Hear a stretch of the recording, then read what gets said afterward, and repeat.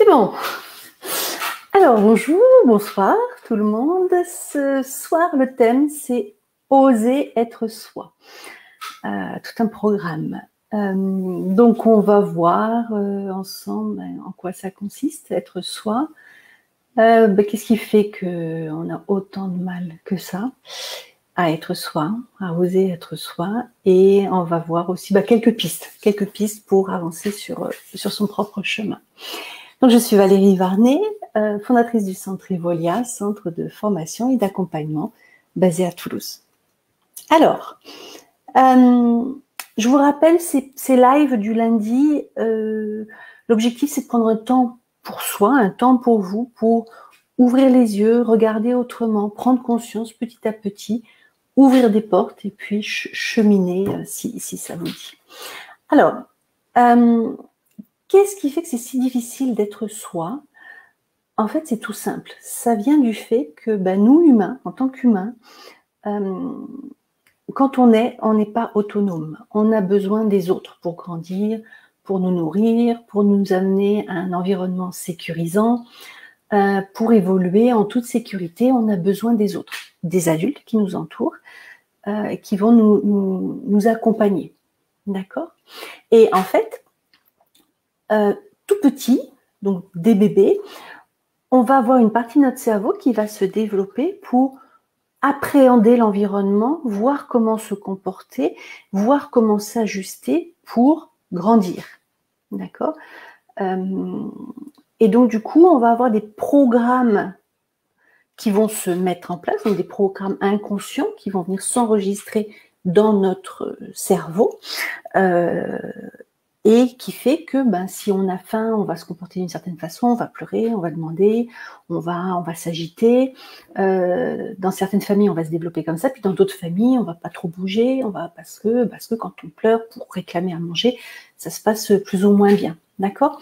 Donc en fait, on a la faculté des bébés de s'adapter, de s'ajuster à notre environnement pour qu'on puisse être accompagné et grandir. Encore une fois, on n'est pas autonome au niveau de la nourriture, on n'est pas autonome au niveau de la propreté, on n'est pas autonome pour se protéger soi-même. Donc, on va faire confiance à l'extérieur, on va faire confiance aux adultes qui nous entourent et notamment nos parents qui ont cette mission. D'accord ? Donc, ce qui fait que dès tout petit, on va apprendre à décoder notre environnement et donc à ajuster nos comportements pour obtenir ce dont on a besoin. Okay ? Donc, on va se développer comme ça. Après, à l'école, la maternelle, l'école, ça va être pareil. On va se développer en fonction des autres. C'est un peu comme j'allais dire les chauves-souris qui envoient des ultrasons pour avoir les radars pour pouvoir se repérer dans l'espace. Mais nous, en tant qu'humains, on va évoluer un peu comme ça. C'est-à-dire que on va se comporter de certaines façons pour voir comment ça réagit et puis on va adopter des comportements qui vont venir s'enregistrer au niveau inconscient très profond, qui font que, à l'âge adulte, on va se comporter de certaines façons. Si par exemple, j'ai grandi dans un environnement où c'était difficile de m'exprimer, de dire ce que je ressentais, de dire ou ce que je pensais, je vais petit à petit grandir en m'auto-censurant parce que j'ai pas eu cette faculté-là, cette possibilité-là de m'exprimer. D'accord ? Donc, ce qui fait qu'après, quand je vais travailler, je vais être plutôt sur la réserve, sur la défensive, parce que j'ai jamais appris à m'exprimer en toute confiance. D'accord ? Donc voilà, donc tout ça pour dire que quand je grandis, quand j'évolue, en fait, je vais m'adapter à ce qui se passe autour de moi. Ok ? Donc du coup, vous comprenez bien que quand on s'adapte tout le temps à l'extérieur, ça va être difficile de se connecter vraiment à l'intérieur de soi et de s'exprimer parce que quelque part, c'est comme si on n'était jamais en sécurité totale pour pouvoir s'exprimer, pour pouvoir oser être soi, pour pouvoir être moi-même, pouvoir m'exprimer et dire ce que je ressens en profondeur. Il faut que je me sente en confiance. Il faut que j'ai aucun doute sur la personne qui est en face de moi ou sur l'équipe qui est autour de moi. Et c'est pour ça que c'est super important au niveau des relations humaines d'apprendre à communiquer, d'apprendre à relationner, parce que dans nos comportements, parfois, on va avoir des regards, on va avoir des façons un peu directes de répondre qui font que l'autre va se sentir en insécurité et va petit à petit se refermer. D'accord? On a tous vécu ça. Des environnements, dans les environnements où je me sens en totale sécurité, je vais pouvoir m'exprimer, je vais pouvoir dire ce que je pense, je vais pouvoir oser être moi sans risque. Par contre, dans les milieux un peu plus hostiles, où je me sens pas en sécurité, ça me viendrait pas à l'idée de me confier, par exemple, au travail, si le climat social est hyper dur. Je vais m'auto-censurer et du coup, à l'intérieur de moi, ça va être la relation à moi-même, elle va pas être évidente parce que j'ose pas tout simplement m'écouter, dire ce que je ressens, et des fois j'ose même pas me le dire à moi-même que ça va pas, que je suis pas à la bonne place, que au boulot j'y vais tous les matins avec la boule au ventre. Pourquoi? Parce que mon cerveau, ma communication est tournée vers les autres et j'apprends pas à communiquer avec moi-même, à m'écouter, à me reconnaître, à m'aimer. J'apprends pas à me dire, bah oui, tiens, quand j'ai le ventre en vrac, bah oui, c'est peut-être quelque chose que j'ai mangé qui passe pas, mais c'est peut-être aussi que je vis une situation à l'extérieur qui est pas OK pour moi. Si je reprends l'exemple d'aller travailler la boule au ventre, moi, pourquoi je fais tout ce que je fais aujourd'hui et pourquoi j'ai dédié ma vie à l'accompagnement et à la transmission d'outils de connaissance de soi et de connaissance de l'autre, c'est parce que pour moi, on n'a pas à vivre en insécurité les uns avec les autres. Pour moi, c'est pas normal d'avoir la boule au ventre en allant au travail. Et pourtant, je l'ai ressenti, moi, la boule au ventre, à une certaine époque de ma vie où j'allais vraiment travailler avec la boule au ventre. Et il m'a fallu du temps pour comprendre, pour que mon mental comprenne ce qui se passe. Pardon, justement, j'en perds mes lunettes. Justement, pour que mon mental arrête de regarder comme il avait l'habitude de regarder et se dise, non, attends, Valérie, là, il y a quelque chose qui se passe qui n'est pas OK, qui n'est pas normal. C'est pas normal que j'aille au travail, encore une fois, c'était il y a un petit moment, la boule au ventre, et puis je sois incapable de dire ce que je pense parce que les comportements des autres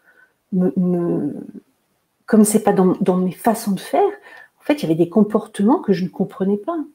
Et plutôt que de dire, de m'assumer et de dire non, attends, là, je suis pas OK avec ce que tu es en train de dire ou je suis pas OK avec ce que tu es en train de faire, eh ben, j'étais en telle insécurité intérieure qu'en fait, je doutais de moi. Et du coup, je croyais que l'autre avait raison. Et je ne validais pas moi-même mon ressenti, mes pensées et ce que j'avais envie de dire. D'accord? Donc, c'est ça l'enjeu de être soi dans toutes les sphères de sa vie. J'ai pris l'exemple du travail, dans la famille, dans le couple.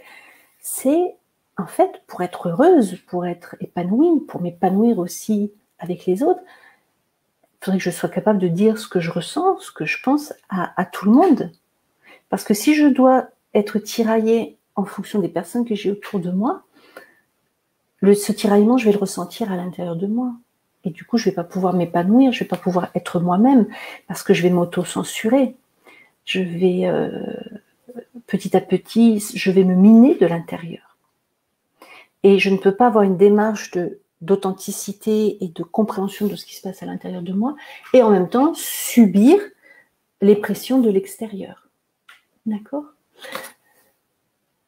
Donc pour évoluer, pour oser être soi, ça va être vraiment important de se regarder avec amour, d'accepter ses failles, d'accepter ses erreurs, d'accepter que des fois on déconne et d'accepter aussi que qu'on est vulnérable. Et comment on va prendre soin de notre vulnérabilité pour arrêter de se cacher et de s'auto-censurer quand on est en interaction avec les autres. Vous voyez, et ça, cet enjeu, il est essentiel. Parce qu'il n'y a que moi qui peux m'affranchir de mon système de pensée, de ce qui fait que je réagis de certaines façons. En fait, il n'y a que moi qui ai la clé. Et chacun d'entre nous, on a notre clé intérieure pour aller quelque part déverrouiller qui on est vraiment à l'intérieur et que quelque part on protège en verrouillant. En fait, c'est ça en fait qui c'est super important de comprendre, c'est que en fait, c'est moi-même qui m'empêche d'être moi pour pas souffrir, pour pas être pour pas montrer ma vulnérabilité à l'autre, pour pas subir la pression des autres. D'accord ? Donc en fait, je me verrouille de l'intérieur. Il n'y a que moi qui ai la clé pour me déverrouiller, pour partir à la découverte de moi, pour m'affranchir de mes peurs, pour m'autoriser à être moi.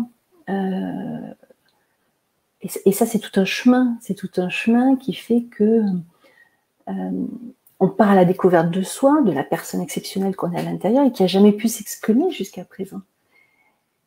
Mais à l'âge adulte, qui c'est qui m'empêche de m'exprimer? En fait, c'est tout les blocages, les carcans, les coinçages que je me suis mis à moi-même.